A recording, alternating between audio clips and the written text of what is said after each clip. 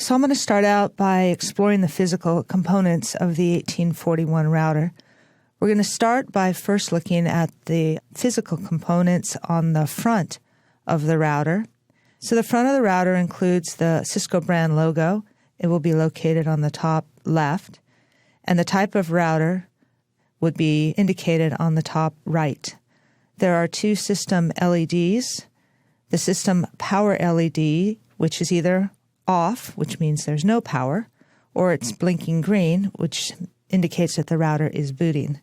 There's also a system LED, and that will either be off, which means no traffic is passing through the router, or it would be on, which means that the router is currently moving traffic through and out one of the ports. On the back plane of the Cisco router, you're going to find a power input. It's on the right-hand side, and that's where you actually plug in the AC power from the wall. There's an on and off switch, and currently the on and off switch is green, which means that this router is powered on. There are two management ports to the left. One is a console port and one is an AUX port. There are two fast Ethernet ports to the left of that, as well as the LED lights that show whether or not those ports are in use. To the left of that is a USB port for plugging in a USB drive. And then there are two network card expansion slots. There's a slot called 0 in the top right, and there's a slot 1, which is in the top left.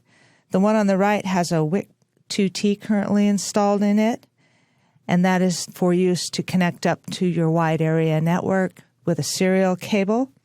And the other one has a cover on it, and that's best practice is to keep a cover on any of the open slots. But if you have such a need, you can put in a different card to expand the capability of the router. Below slot 1, there's also a compact flash slot, and directly to the right of that is a little LED that would light up if that compact slot has a card in it and it is being used.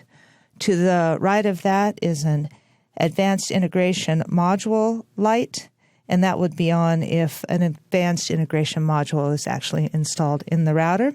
Above that is a little Kensington security slot, and that's used to attach a security cable so that you can physically secure the router if it's in a location where it could be picked up and walked off with.